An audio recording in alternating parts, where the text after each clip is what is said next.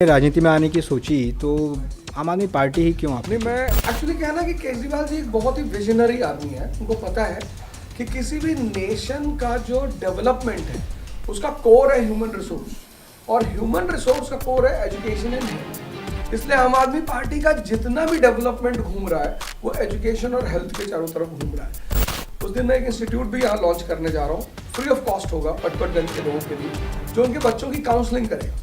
जैसे कोई नीट की तैयारी करना चाहता है, मैंने इंडिया में देखा, मैं खुद ही जब मैं आईएएस की तैयारी करने आया मैं सीधे कोचिंग पहुंच गया। मुझे ये नहीं पता था प्रीलिम्स क्या होता है, मेंस क्या होता है, इंटरव्यू क्या होता है, एनसीईआरटी क्या होती, और उसका मुझे खामियाजा भुगतना पड़ा क्योंकि विदाउट काउंसलिंग मेरे 2 साल बर्बाद हुए।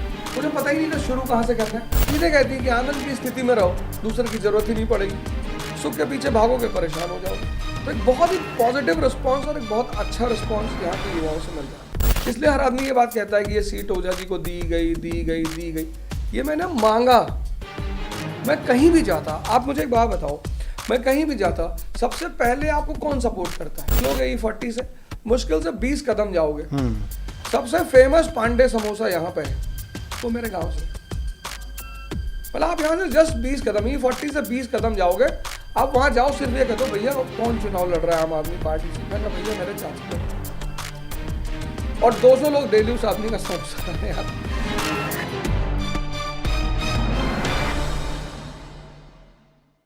दिल्ली विधानसभा चुनावों की तारीखों का ऐलान हो चुका है। दिल्ली में इस वक्त राजनीतिक सरगर्मियां अपने चरम पर हैं।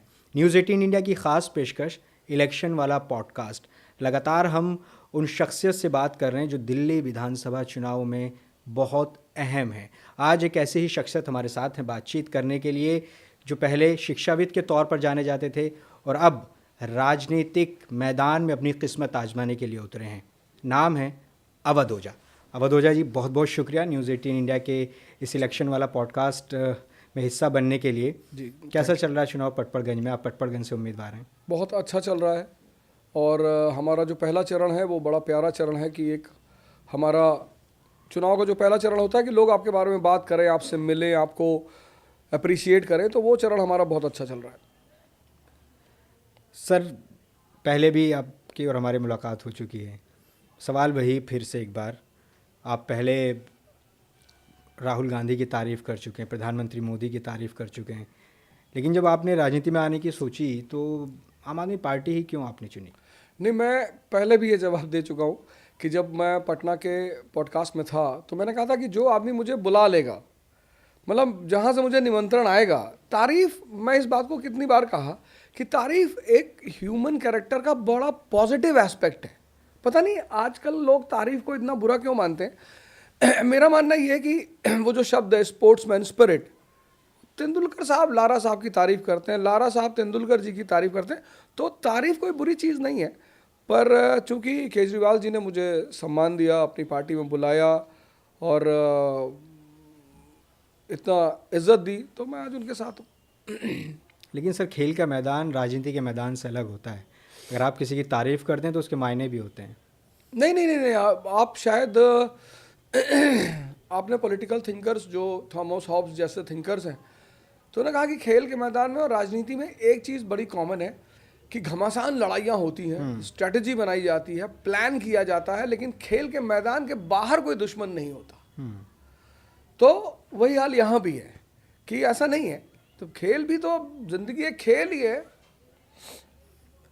सर, वापस पटपड़गंज पे आते हैं। चूँकि आप उस टर्फ पे हैं जो दिल्ली के सियासी गलियारों में माना जाता है कि पटपड़गंज बड़ी मुश्किल सीट है, तो पहले तो ये बताएं कि पटपड़गंज के लिए क्या आपने सोचा है, क्या दिमाग में चल रहा है कि आखिर जब आप राजनीति में आए क्या आपने सोचा कि क्या आप सेवा करेंगे? जाहिर सी बात है आपकी एक्सपर्टीज़ शिक्षा के क्षेत्र में है।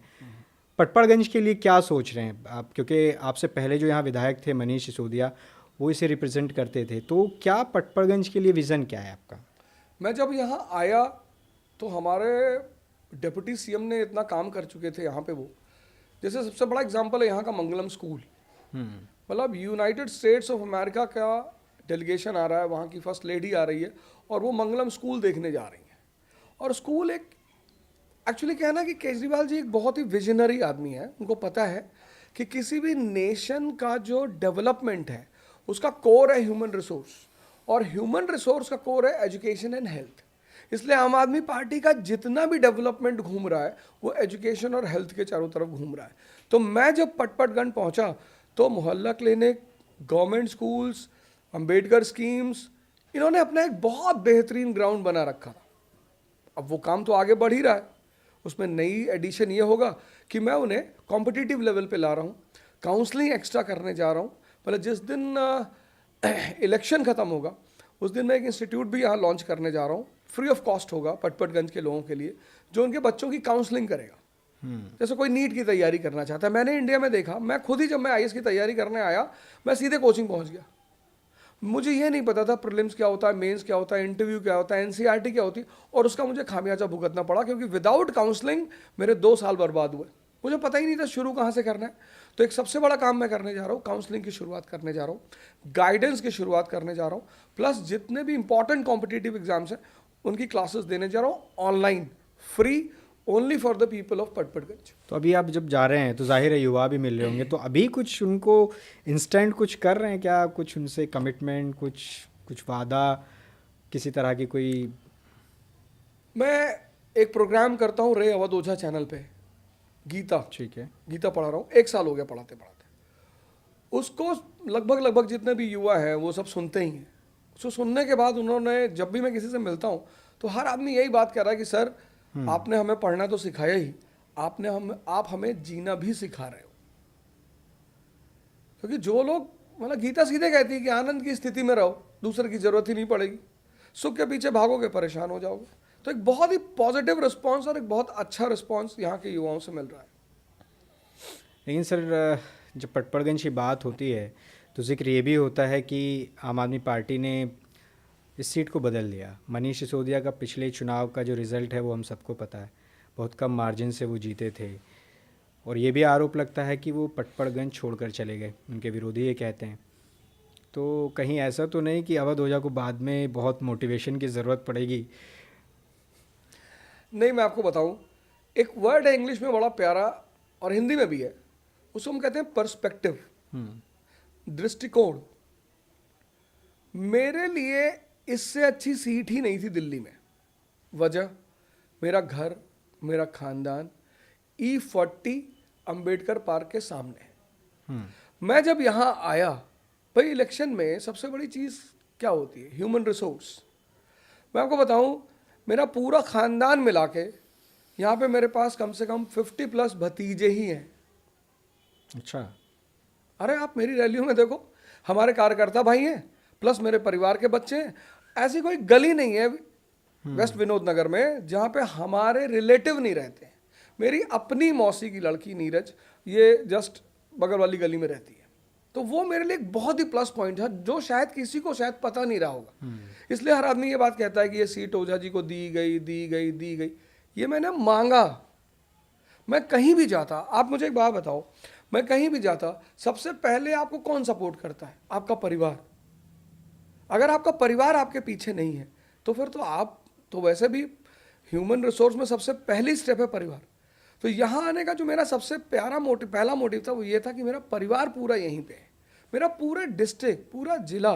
आप यहाँ से निकलोगे E40 से मुश्किल से 20 कदम जाओगे, सबसे फेमस पांडे समोसा यहाँ पे है, वो मेरे गांव से। मतलब आप यहाँ से जस्ट 20 कदम, E40 से 20 कदम जाओगे, आप वहाँ जाओ, सिर्फ ये कह दो भैया कौन चुनाव लड़ रहा है आम आदमी पार्टी से, कहेंगे भैया मेरे चाचा लड़ रहे हैं, और 200 लोग डेली उस आदमी का समोसा खाने आते। तो इससे अच्छे समर्थक, इससे अच्छे प्रोपेगेटर मुझे कहाँ मिलते? कहाँ जाता मैं? वैसे तो मैं टीचर हूँ तो मुझे एक्सेप्टेंस हर जगह मिल जाती, लेकिन परिवार की एक्सेप्टेंस वो मेरे लिए बहुत प्लस पॉइंट था, और इसीलिए मैंने इस जगह को चुना। और मैं आपको बताऊँ, कोई भी सीट कभी हल्की नहीं होती, कभी मजबूत नहीं होती, क्योंकि वोटर बहुत समझदार हो चुका है, बहुत।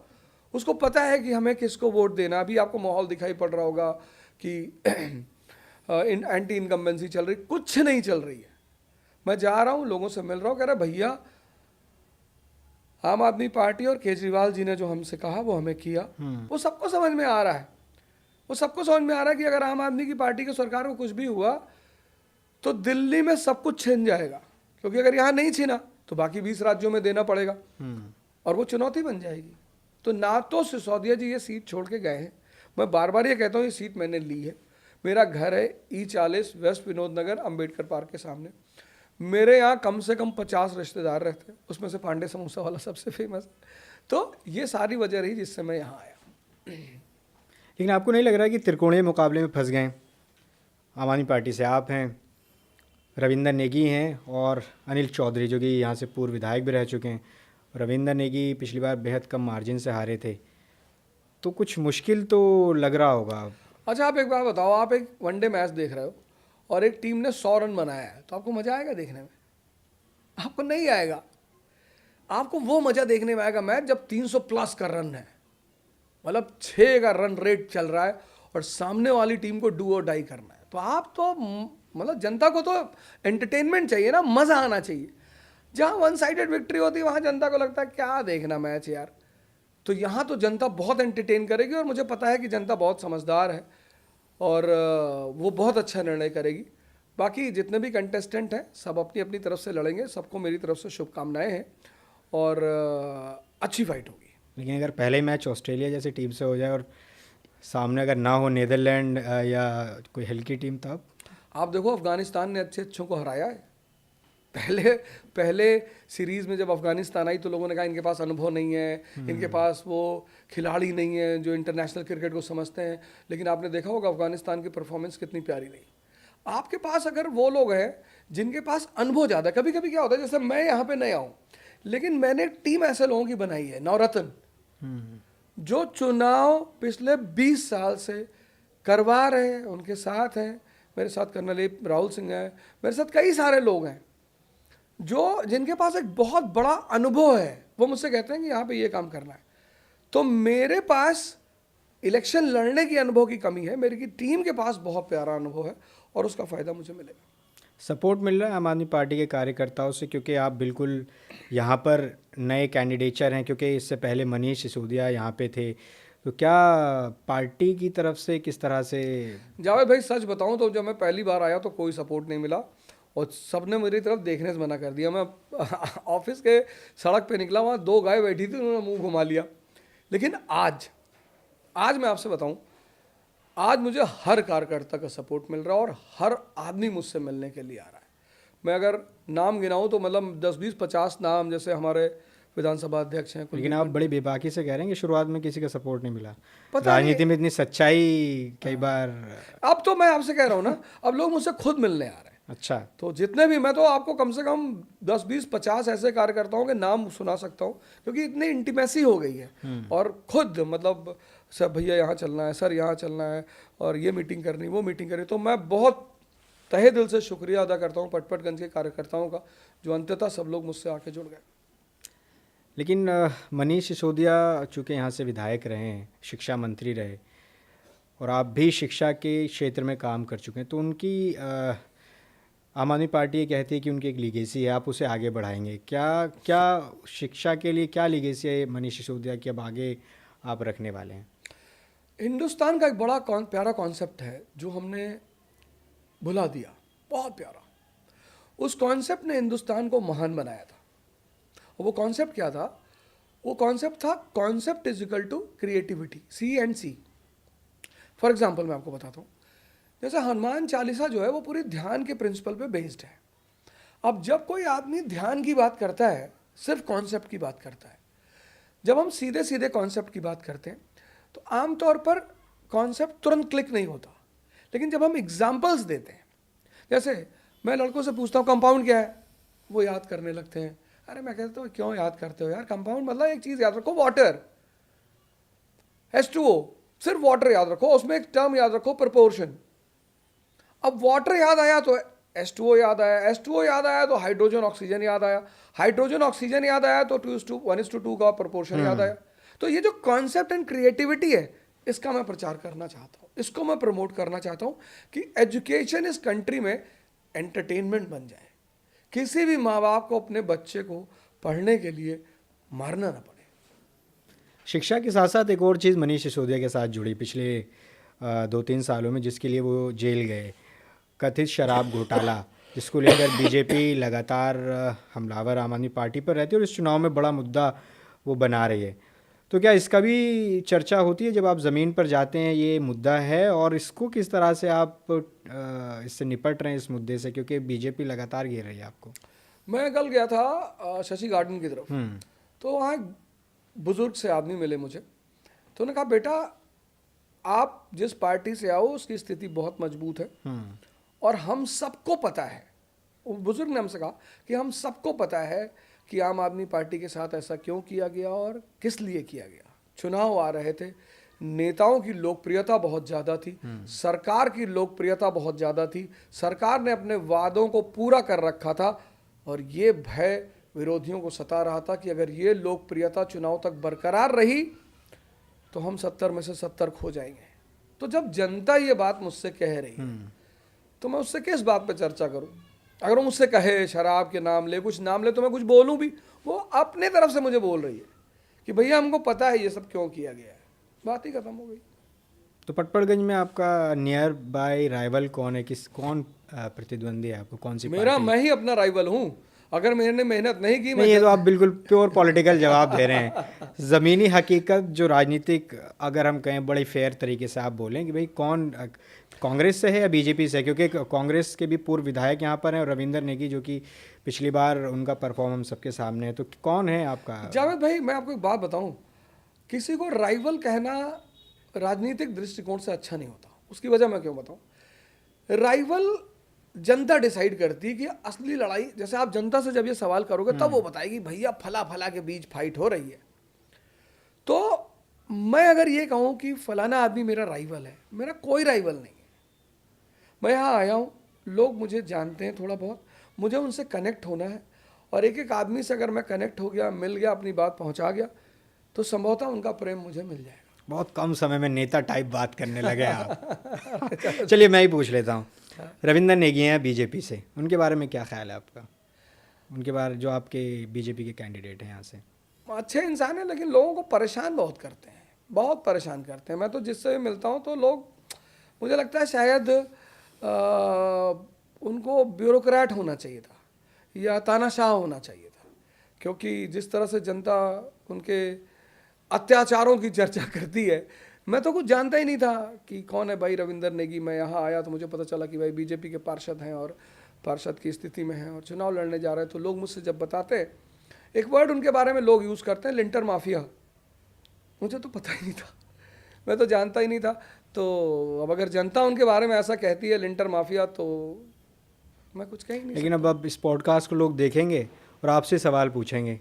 रविंदर नेगी को आप कह रहे हैं कि उन्हें ब्यूरोक्रेट होना चाहिए था, लेकिन आप जिस सबसे ज़्यादा जिस चीज़ की तालीम देते हैं वो यूपीएससी, हाँ वही, ये जाके जो आईएएस आईपीएस आप बनाते हैं वही ब्यूरोक्रेट होते हैं, तो ये इतने ख़राब होते हैं क्या? खराब की बात नहीं, मैंने कहा अथॉरिटेटिव, जैसे अधिकारी अथॉरिटेटिव होता है, हाँ। तो वो अथॉरिटी की तरह काम करते हैं। तो अपना पोस्टर लगा दे, तेरा नाम क्या है, दुकान के सामने नाम लिख दे, ये नेता का काम नहीं है। मैं ब्यूरोक्रेसी शब्द इसलिए इस्तेमाल किया कि जैसे ब्यूरोक्रेसी कोई काम अथॉरिटी से कराती है, तो नेता का काम अथॉरिटी का नहीं है, वो उसका काम है। और ये सब काम तो बिल्कुल नहीं है कि आप अपनी दुकान के सामने अपना नाम लिखो।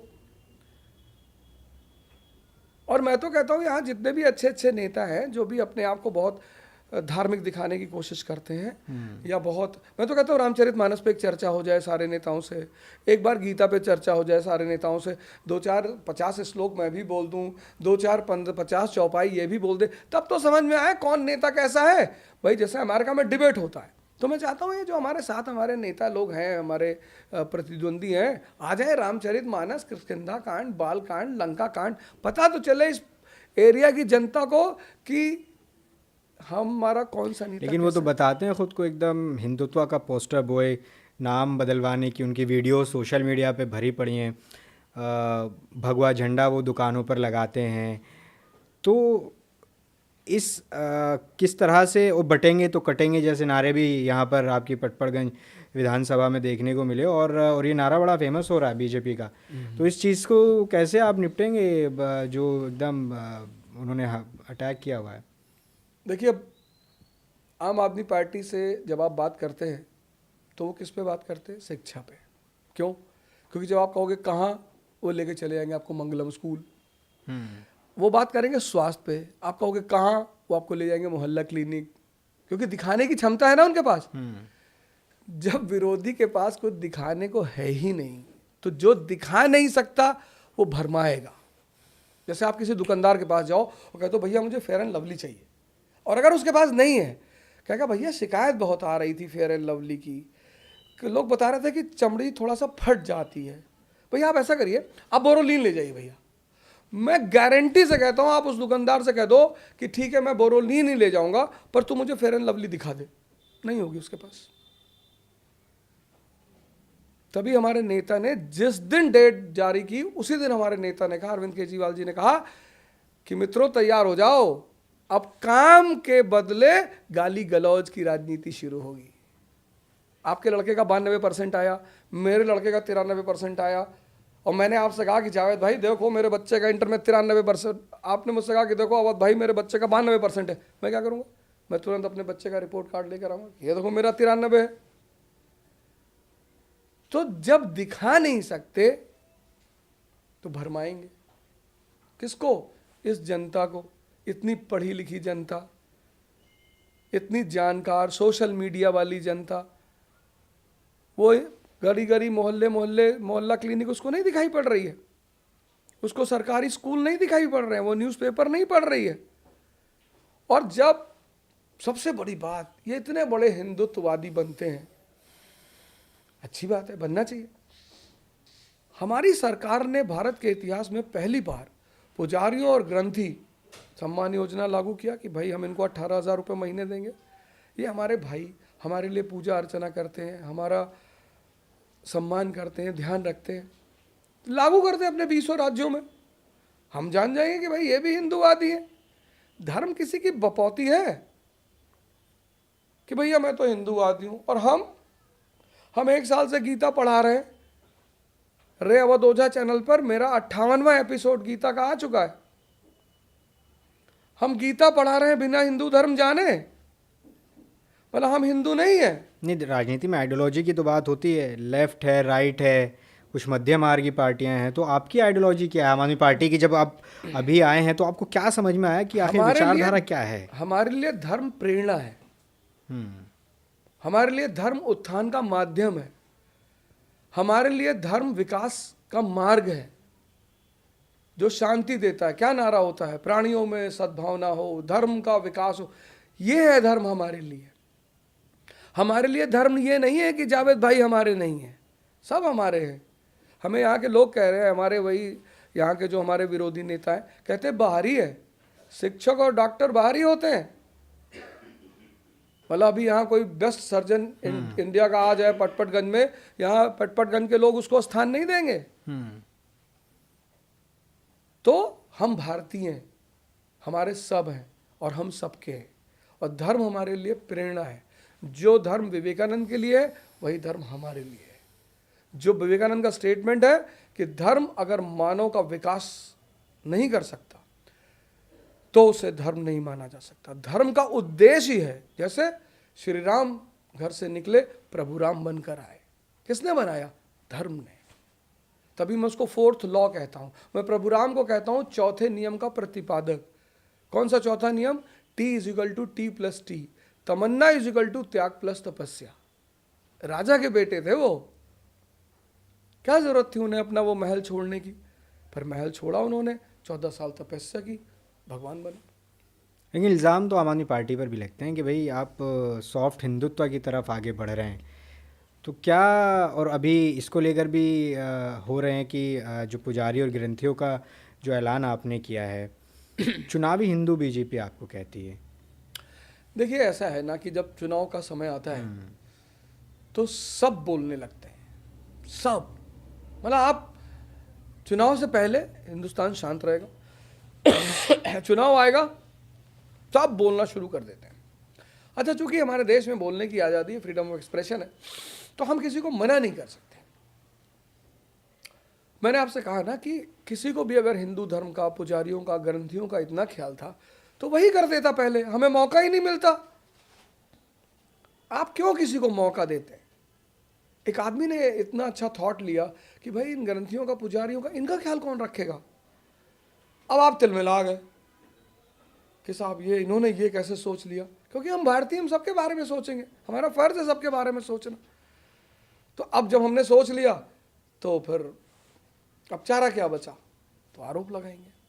दिल्ली में खूब सियासत हो रही है और सियासत इस बात को लेकर भी हो रही है कि दिल्ली में 3 पार्टियां मोटे तौर पर दिखाई दे रही हैं, बीजेपी, आम आदमी पार्टी और कांग्रेस।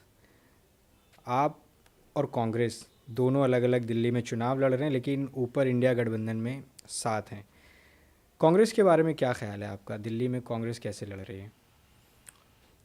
कांग्रेस, मुझे लगता है शायद कुछ पुराने सपने दिल में पड़े हुए हैं कि चलो यार एक बार दिल्ली में भी कुछ ट्राई करके देख लेते।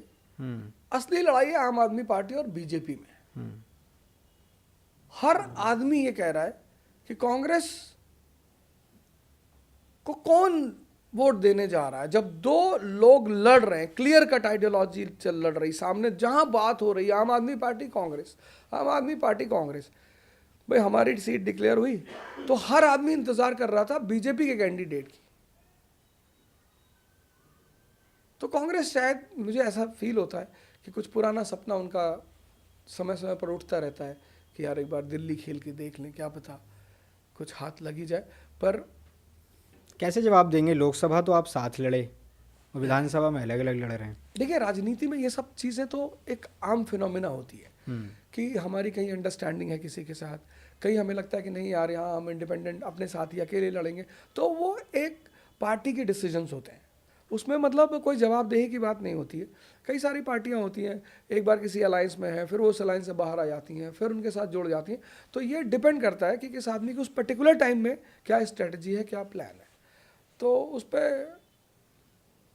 लेकिन कांग्रेस की जो लोकल लीडरशिप है वो बड़ी हमलावर है। अभी पिछले दिनों एक प्रेस कॉन्फ्रेंस अजय माकन की होने वाली थी, पूरी तैयारियां कर ली थी और ये वो उसमें साबित करने वाले थे कि अरविंद केजरीवाल कैसे एंटी नेशनल हैं, और लास्ट में जाके वो प्रेस कॉन्फ्रेंस कैंसिल हो गई।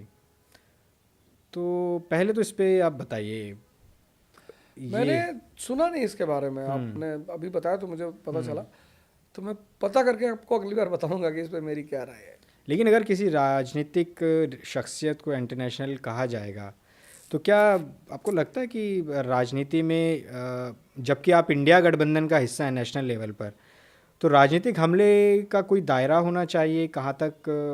जावेद भाई, मैं एक यूपीएससी का कोच हूँ और मेरी आदत है कि मैं तथ्य के बिना कभी बात नहीं करता। तो मुझे आप इस पर तथ्य इकट्ठा कर लेने दीजिए, फिर मैं आपके इस सवाल का जवाब जरूर दूंगा। अच्छा, एक और चीज़ है, आज वो मुद्दा बड़ा मौजू है। दिल्ली में एक और नैरेटिव चल गया है, शीश महल वर्सेस राजमहल। आज ही संजय सिंह और सौरभ भारद्वाज, पुराने सीएम, आवाज़ गए। उन्होंने बोला कि हम भी वहाँ जाकर देखें कि भाई वहाँ पर मिनी बार है कि नहीं, सोने की टॉयलेट है कि नहीं, और स्विमिंग पूल है कि नहीं। वहाँ खूब रस्साकशी चल रही है और बीजेपी अटैक कर रही है कि एक आम आदमी की बात करने वाले कि भाई मैं घर नहीं लूँगा, मैं गाड़ी नहीं लूँगा, लेकिन वो शीश महल में रहने लगे, बीजेपी ये कहती है। तो क्या लगता है ये जो मुद्दा है दिल्ली की राजनीति में, ये किस तरह से आपको असर कर पाएगा पूरी दिल्ली में? ख़ासतौर से अगर आपके यहाँ पर बात करें, ये कितना बड़ा मुद्दा है और इस पर आपका क्या कहना है? देखिए, हमारे संजय भाई आज इस मुद्दे पे अटल थे कि हम अंदर जाके जनता को दिखाएंगे। क्या जरूरत थी पुलिस लगाने की जब मीडिया भाइयों को बुलाया गया था? वही वाली बात है ना, सांच को आज क्या। जब आप आरोप लगा रहे हो तो मीडिया भाइयों को बुलाया गया कि आप आ जाओ और ले चल के आपको अंदर सब दर्शन करा देते हैं, आप लोग देख लो, तो जनता भी देख लेती। और मेरा मानना ये है कि भरमना नहीं है। मुझे बहुत अच्छी 3 इडियट का एक सीन मुझे बहुत अच्छी तरह याद आता है और उस आदमी को देख के मुझे बीजेपी की याद आती है और हमें उससे बचना चाहिए, और वो है चतुर्लिंगम। चतुर्लिंगम क्या करता है, जब एग्जामिनेशन का टाइम आता है तो बाकी बच्चों के घरों में के कमरों में वो उल्टी सीधी किताबें डाल रहा होता है। क्यों? क्योंकि उसको उलझाना है। हमें इन मुद्दों पे बात ही नहीं करनी। हमने इतना काम किया, दिल्ली में शिक्षा में काम किया, स्वास्थ्य में काम किया, तीर्थ यात्रा कराई बुजुर्गों को, हम उस पर बात करेंगे, हम जनता को याद दिलाएंगे कि भैया हमने अपनी बहनों को फ्री यात्रा किया। हमारी दिल्ली की बहनें पूरी दिल्ली में कहीं भी जॉब कर सकती हैं। अब उन्हें इस बात की चिंता नहीं है कि अगर पटपटगंज की हमारी बहन रोहिणी काम करने जा रही तो उसे इस बात की चिंता नहीं कि मेरा 5,000 रुपये किराए में चला जाएगा। अगर उसे 20,000 सैलरी मिल रही है तो 20,000 सैलरी बच रही है। अब उसे इस बात की चिंता नहीं है कि यार बिजली का बिल देना पड़ेगा, बचत कैसे करूंगी। अब उसे इस बात की चिंता नहीं कि मेरा पानी का बिल आएगा, बचत पैसा कैसे बचेगा, मैं बच्चे को ट्यूशन कैसे पढ़वाऊंगी। उसका पानी का बिल बच रहा है, उसका बिजली का बिल बच रहा है, उसका किराया बच रहा है, और ये सारी उसकी सेविंग है। हमें अपने मुद्दों से कहीं नहीं जाना, जाना ही नहीं, बात ही नहीं करनी। वो तो चाहते हैं, उनके पास कोई मुद्दा नहीं है, वो तो चाहते हैं आओ आओ उल्टी सीधी बात करके इलेक्शन तक ले जाएं खींच के। तो हम उस पर क्यों बात करेंगे, हम तो शिक्षा पे करेंगे। शिक्षा पे बात करें, हमने महिलाओं की बात की, राजनीति में महिलाओं की भागीदारी पर भी पूछा जाएगा, लेकिन महिलाएं इस बार बड़ी फोकस में है। आपने भी 2100 रुपये का ऐलान किया, कांग्रेस ने बोल दिया कि प्यारी बहना लॉन्च करेंगे, बीजेपी भी वादे कर रही है। नई दिल्ली विधानसभा में तो उनके कैंडिडेट हैं, वो पिछले दिनों वो महिलाओं को कैश भी बांट रहे थे। तो इस बार महिलाएं फोकस में रहने वाली हैं, और कितना इम्पोर्टेंट है महिलाओं की भागीदारी। एक्चुअली दिल्ली की महिलाएं चूंकि केजरीवाल जी से बहुत खुश हैं, कहती हैं वो हमारे, कहती भी हैं भाई हो तो केजरीवाल जैसा, उन्हें बहुत भरोसा है कि नहीं पिछले 10 साल से भाई ने जो कहा वो पूरा किया, तो भाई के ही साथ रहना है, किसी के बहकावे में नहीं आना, क्योंकि अगर इन्हें कुछ करना होता ये बाकी राज्यों में भी कर चुके होते। तो बहनें तो हमारे साथ हैं। नई दिल्ली में कैश बांटने की बात आई थी, उस पर आम आदमी पार्टी ने सीधे बीजेपी को अटैक किया कि आप सीधे कैश बांट कर वोट खरीदना चाहते हैं। इस पर आप क्या कहेंगे? नहीं, ये तो मतलब एक तरह से, लेकिन वही है ना कि बहनें बहुत समझदार हैं। बहनों ने नहीं तो मुद्दा बाहर निकाला, ये बात निकली कैसे? ये बात बहनों ने ही बाहर निकाला कि हमें पैसे दे रहे हैं वोट देने के लिए। तो ये, और बीजेपी ने कुछ चीज़ें बहुत गलत की। एक तो वो पैसा और वोट वाला मसला, दूसरा फिर उन्होंने कह दिया कि भाई सड़क बनवाएंगे। मतलब बहनों को एहसास हो गया है कि इस बार दिल्ली का पूरा इलेक्शन आम आदमी पार्टी की तरफ से हमारी बहनें ही लड़ रही हैं। बहुत अच्छा किया बीजेपी ने, बहुत शानदार काम किया। कुछ काम करके उन्होंने इतना अच्छा काम किया क्योंकि हमारी बहनें इतनी नाराज हैं कि ऐसे बोलोगे आप, हम अपने दुश्मन की बहन बेटियों को उल्टा सीधा नहीं बोलते, पट्टीदार लड़ाई झगड़ा अगल बगल चलता उनको नहीं बोलते। और आप एक नेता होके, बीजेपी के दल के नेता होके आप ऐसे कह रहे हैं कि हम सड़क बनवाएंगे। तो बहनें बहुत नाराज हैं, जो मैं देख रहा हूँ वो बहुत नाराज हैं, और उसका बहुत फ़ायदा मिलने जा रहा है आम आदमी पार्टी को। अच्छा, चूँकि महिलाओं की बात हो रही है तो दो बड़े मुद्दे भी अभी दिल्ली की सियासत में चले। कालका जी से बीजेपी के उम्मीदवार है रमेश बिधूड़ी, उनके दोनों बयान से आप वाकिफ़ होंगे। पहला बयान उन्होंने प्रियंका गांधी को लेकर दिया, और फिर जो सीएम आतिशी हैं उनके बारे में उन्होंने एक टिप्पणी की। तो क्या लग रहा है आप इसे भी इशू बनाएंगे, क्योंकि आम आदमी पार्टी ने दोनों बयानों को लेकर बहुत अटैक किया बीजेपी को। बिल्कुल, हम बनाए ना बनाए, बहनों ने तो, दिल्ली की बहनों ने तो बना ही लिया। आप कैसे किसी लड़की को, किसी स्त्री को, किसी महिला को ऐसा कह सकते हैं? मैंने कहा ना, आप बात करो ना, आप कहीं शीश महल उठा लाते हो, आप कहीं कहते हो गाल की तरह सड़क बनाएंगे, आप कहीं कहते हो आतिशी जी ने अपना पिता बदल लिया। ये सब क्यों कह रहे हो आप इतनी बड़ी नेशनल पार्टी हो, आप इतने दिन से 20-20 राज्यों में आपका शासन चल रहा है, आप सेंटर में हो, आपके पास गिनाने के लिए कुछ भी नहीं है। मतलब इस प्रदेश की जनता को दिखाई नहीं पड़ रहा होगा कि यार एक पार्टी वाले शिक्षा पे बात कर रहे हैं, स्वास्थ्य पे बात कर रहे हैं, ये पता नहीं कौन सी चीज़ों की बात कर रहे हैं।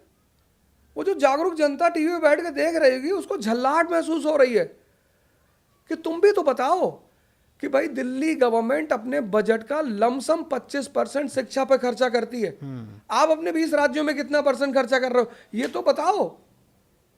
2014 में 15-16 लड़के आईआईटी के एग्जाम क्वालिफाई किए थे गवर्नमेंट स्कूल से, इस बार 700+। ये सब आप भी डाटा लेकर आओ।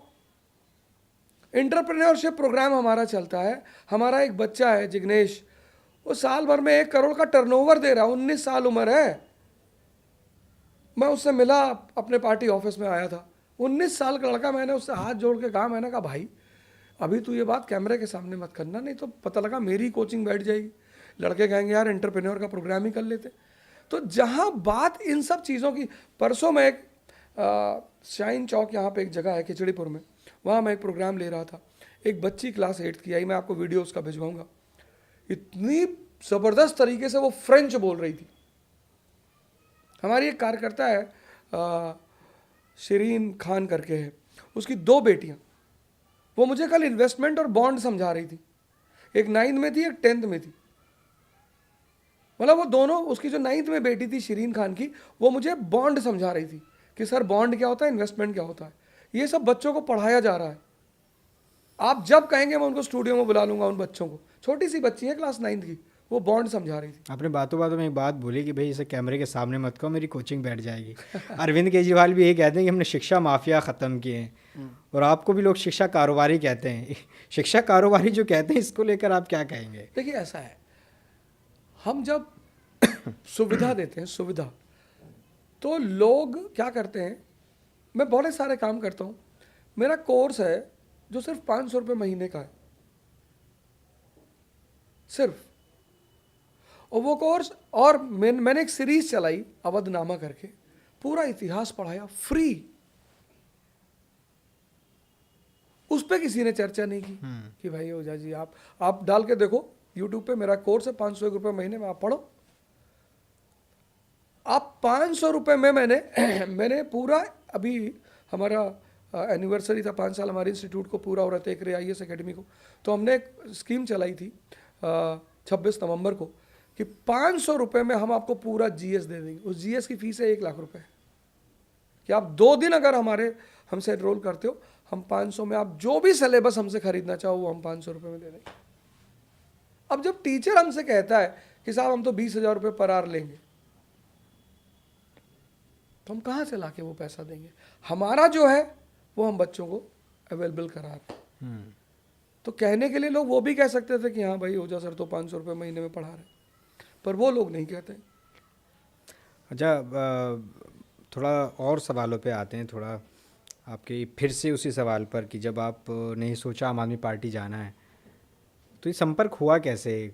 कौन वो ब्रिज बना कि आप, पुरानी आपकी वीडियोस चलती थी, आपका अपना एक विचार होता था, मत होता था, लेकिन जब पार्टी चुनने की बारी है तो वो ब्रिज का काम किसने किया, और कैसे आप आम आदमी पार्टी और अरविंद केजरीवाल के कांटेक्ट में आए?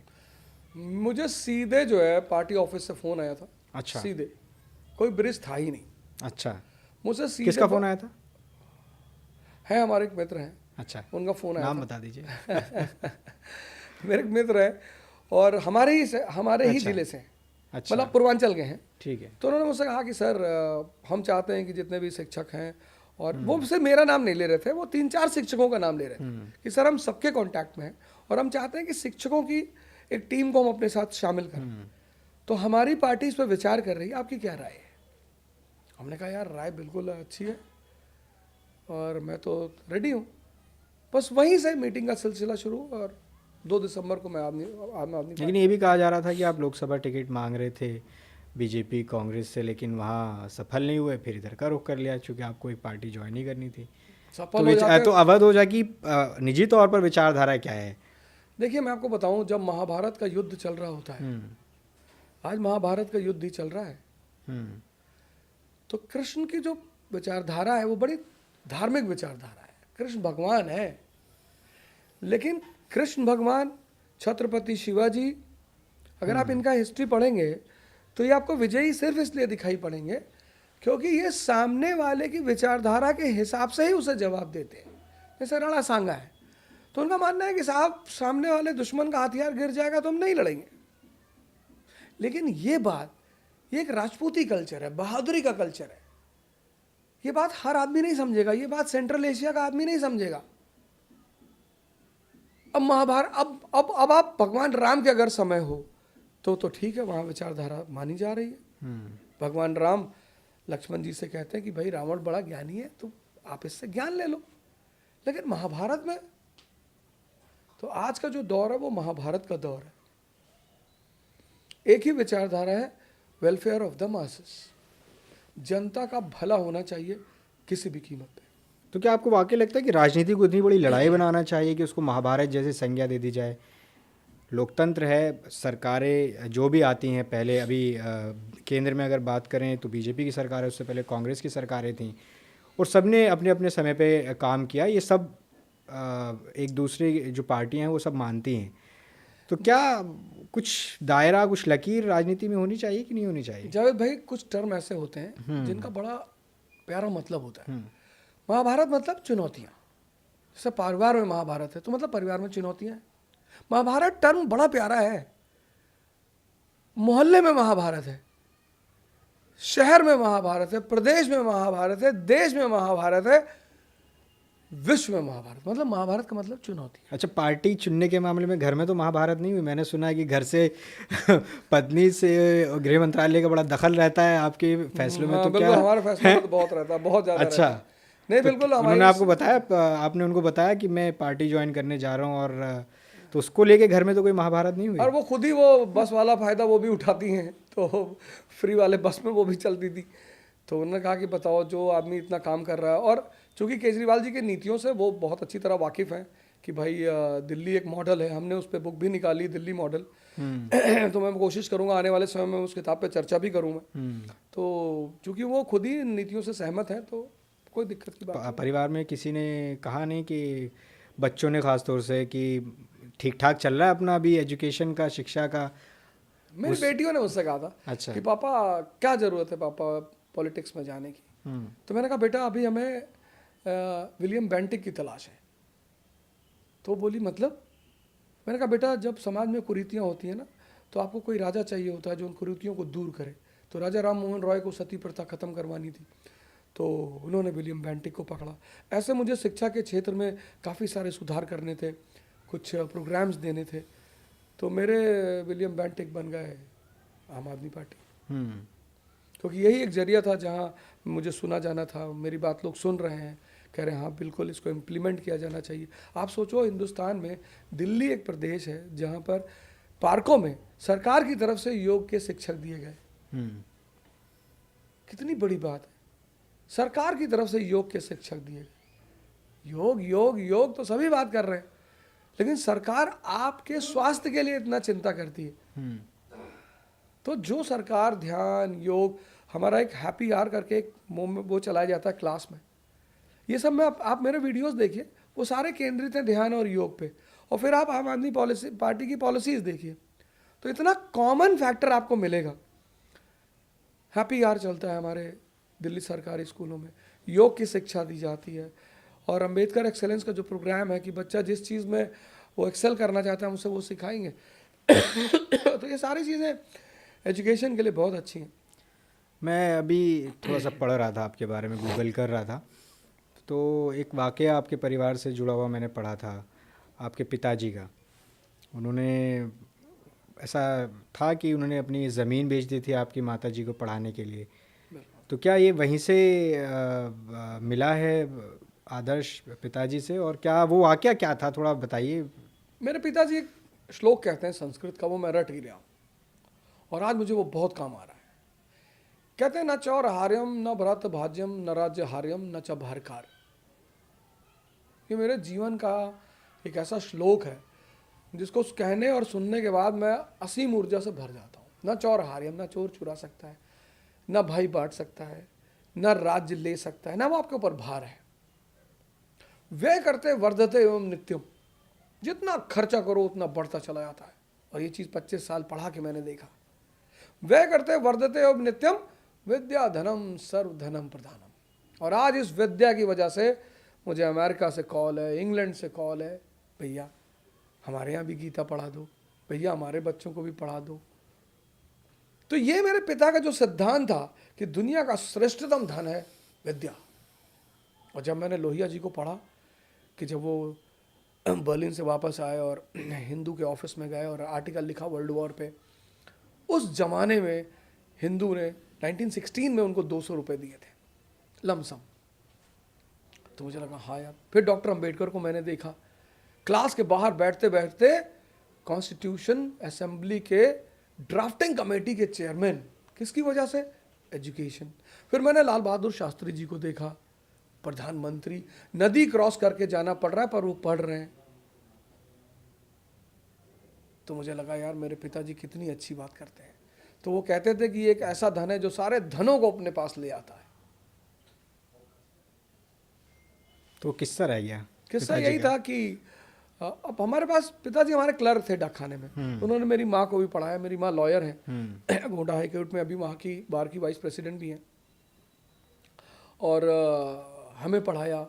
हमारी बहन को पढ़ाया, और हम अपने गांव में एकमात्र परिवार थे जिनके बच्चे मिशनरी स्कूल में पढ़ते थे, फातिमा इंटर कॉलेज में पढ़ते थे। तो उनके लिए बड़ा मुश्किल होता था। फिर हमारी हायर स्टडीज़ के लिए पैसा, हम भी दिल्ली पढ़ने आए, हमें भी फीस जमा करना था। तो उन्होंने मुझसे कहा, यार खेत ऊत की चिंता मत करो, ये ज़मीन कभी मौर्यों की थी, कभी गुप्तों की थी, कभी कुषाणों की थी, हूणों की थी। ज़मीन हमेशा ताकतवर आदमी के पास रहती, तुम ताकत इकट्ठा कर लो, ज़मीन आ जाएगी। लेकिन मुझे बहुत बुरा लगा था उस वक्त जब उन्होंने खेत बेचा और खेत बेचने की बात की। तो उस वक्त बड़ा लगा कि यार अपना, हाँ, क्योंकि हमारे देश में, हम एग्रीकल्चरल कंट्री हैं, हमारे देश में सबसे बड़ी संपत्ति ज़मीन मानी जाती है कि अगर हम बाहर से कहीं भी फंस जाएंगे तो ज़मीन काम आएगी। तो वो एक बड़ा मतलब दुख का समय था, पर खैर सब कुछ, कहते हैं ना, if the end is well everything is well. तो अभी ज़्यादा थकान कहाँ होती थी, क्लासेस में या राजनीतिक मैदान में? क्योंकि आप क्लास में बड़ा मज़ा आता था, और यहाँ नहीं आ रहा है। राजनीति में इतना मज़ा आ रहा है, इतना मज़ा आ रहा है कि मतलब मुझे तो हमारी पार्टी के जितने सीनियर लीडर्स हैं फ़ोन करते रहते हैं, हाँ, हाँ भाई मास्टर साहब, उनको लगता होगा ना कि टीचर है, कैसे पब्लिक से इंटरेक्ट करता होगा। और कुछ चीज़ें हैं भगवान ने, मैं चूँकि एक बहुत गरीब परिवार से आता हूँ तो मुझे गरीबी का एहसास है। मुझे पता है कि एक गरीब आदमी का सेंटिमेंट, साइकोलॉजी, क्या चाहता है वो, क्या क्या उसको सुनना है। तो गरीबी कुछ चीज़ें आपको गिफ्ट में देती है, जैसे लड़ना सिखाती है आपको। तो मेरे लिए कोई मतलब कोई बहुत बड़ा टास्क नहीं है इन गलियों में 15-15 किलोमीटर घूमना। चिंता उसको होती है जो एसी में पैदा होता है। तो गरीबी साहस देती है, गरीबी शक्ति देती है, गरीबी अनुभव देती है। पता नहीं लोग गरीब को इतना बुरा क्यों मानते हैं, क्योंकि गरीबी जो चीज़ देती है वो अमीरी नहीं दे पाती, और वो इतनी सारी शक्ति देती है। एसी, आप जनरल क्लास में सफ़र कर लो दिल्ली से इलाहाबाद तक, 70 लोगों की सीटिंग है, 3000 लोग बैठे हैं, 4-5 हाथ है, एक पैर निकल रहा है बीच में से। तो मतलब एक अलग सा समय होता है वहाँ पे। मन की शांति के लिए कुछ तो करते होंगे, मतलब एक इंसान है, शरीर है, थक जाता है, तो क्या मतलब अध्यात्म और योग की आप बात कर रहे हैं, तो क्या दिनचर्या रहती है? कर्मण्येव अधिकारस्तु मा फलेषु कदाचन। भगवान कृष्ण कहते हैं कि तुम कुछ कर ही नहीं रहे हो तो मेरा मन अशांत कैसे होगा। अर्जुन से कह रहे हैं, अर्जुन तू क्यों चिंता कर रहा है, तू क्या कर रहा है, सांस ले सकता है? बोले नहीं बाबूजी। बोले तेरी सांस मैं चला रहा हूँ, मेरे ही ताकत से तेरी रोशनी है आंखों में, मेरी शक्ति से तू कान से सुन रहा है, सब कुछ मैं कर रहा हूँ, तू नाक पे टेंशन क्यों ले रहा है? तू दृष्टा बन जा, देख और मुझे करने दे। तो मानसिक थकान वहां होती है जहां मैं कुछ कर रहा होता है। हरि अनंत हरि कथा अनंता, बहु विधि कहां सुनाए सब संत। तो अरविंद केजरीवाल के बारे में क्या ख्याल है, क्योंकि आपकी प्रेरणा आजकल अपने शीर्ष नेतृत्व से आ रही नहीं, है। मेरी हमेशा से रहे हैं। आपने शायद मेरे पुराने वीडियो नहीं देखे, मैं उनकी बड़ी तारीफ कर। देखिए मैं एक शिक्षक हूँ, और शिक्षक और कभी क्या करते हैं कि वो अपनी क्लास के पर्सपेक्टिव के हिसाब से बातें करते हैं। आप मेरी वीडियो निकालिएगा, मैं उनकी इतनी तारीफ करता हूँ। मैंने कहा था कि यार क्या आदमी है वो, first attempt IRS, first attempt CM, first attempt IIT। मतलब हिंदुस्तान के इतिहास में एक इस तरह का आदमी, मतलब फर्स्ट अटेम्प्ट PM बन जाते हैं अगर वो बनारस की सीट निकल जाती। तो आदमी, देखिए ठीक है, एक पॉलिटिकल राइवलरी अलग चीज़ होती है, पर आप किसी के अचीवमेंट को डिनाई नहीं कर सकते। ये जितनी परीक्षाएं उन्होंने निकाली हैं उनको सोच के लोग कांपते हैं। तो IIT, IRS, CM, वो भी फर्स्ट अटेम्प्ट में। मुझे नहीं लगता कि ये अचीवमेंट्स कोई और आदमी के हिंदुस्तान में खाते में होगी। 1-2 होगी पर 3 नहीं होगी, गारंटी है इसकी। तो पार्टी की फंक्शनिंग को लेकर क्या कहेंगे आम आदमी पार्टी की? आप स्कूल में रहते हैं तो डिसिप्लिन रहते हैं। आप स्कूल जाते थे तो अपने प्रिंसिपल को आप हुक्म देते थे, वहाँ का जो शेड्यूल होता है तो वो आप फॉलो करते थे। देखिए ऑर्गेनाइजेशन जहाँ भी होती है ना, वहाँ डिसिप्लिन एक पैरामीटर होता है। आर्मी अगर डिसिप्लिन ना माने तो आर्मी खत्म हो जाए। आर्मी क्यों सबसे ज़्यादा ताकतवर है? डिसिप्लिन है। जहाँ डिसिप्लिन है वहाँ ताकत है। लेकिन पार्टी के कई जो साथी थे आपके, वो शुरुआत के साथी हों या फिर जो बाद में आए, वो कुछ छोड़ के चले गए, कुछ बीजेपी के साथ आज हैं, उनको लेकर आप क्या कहेंगे? वो सब भाई हमें बहुत मानते हैं, खुली पलक में झूठा गुस्सा, बंद पलक में प्यार। उनका दिल हमारे लिए ही धड़कता है। आज नहीं तो कल वो दोबारा आ जाएंगे, जाएंगे कहाँ? क्योंकि अंततः आपको अपने घर ही आना होता है, क्योंकि हर आदमी को पता है कि ये दिल से तो आम आदमी पार्टी के ही हैं, तो उनको फिर से वापस आना पड़ेगा। फिर से वापस आना पड़ेगा। अब कुछ राजनीतिक सवाल कुछ और मेरे रह गए हैं। दिल्ली में वोट डिलीशन का मुद्दा बहुत इस टाइम सरगर्म है। बिल्कुल। उसमें संजय सिंह और तमाम जो आपकी लीडरशिप है वो जेपी नड्डा के बयान को लेकर वो कह रही है कि पूर्वांचलियों को रोहिंग्या बताया जा रहा है। इसको लेकर आपका क्या ख्याल है? क्या वाकई में ऐसा है? नड्डा साहब ने ऐसा कहा था और मैंने भी इस पर कमेंट किया था। मैंने वक्तव्य दिया था कि नड्डा साहब आप हमें रोहिंग्या बता रहे हैं, हम रोहिंग्या हैं। तो कभी कभी क्या होता है ना, सत्ता मद भी तो पैदा करती है। सत्ता के अगर कुछ अच्छे पहलू हैं तो सत्ता मद भी पैदा करती है। तो मद जब छाता मद, तो मद में आदमी कुछ भी बोलता है। तो मुझे लगता है कि शायद मद में उन्होंने बोला होगा। और ये डिलीशन वाला मामला तो हमारी पार्टी ने बहुत तेज़ी से उठाया और उस पर बहुत तेज़ी से हम काम भी कर रहे हैं। लगभग सभी वोटरों को हम इन्फॉर्म कर रहे हैं कि वो अपने वोटर आईडी को चेक कराएं और अपनी मतलब अटेंडेंस देखें, वो अपने आधार से अपने आप को लिंक करें। तो वो सारी चीज़ें चल रही है। तो अब वाइंड अप करते हैं, वापस से पटपड़गंज आते हैं। तो आप क्या उम्मीद कर रहे हैं कि इस बार जो पिछली बार लीड थी जिसको लेकर बड़े सवाल इसमें भी हमने पूछे और उठते भी हैं, चाहे वो मनीष सिसोदिया को लेकर हो, इस बार कितनी आपकी लीड रहने वाली है?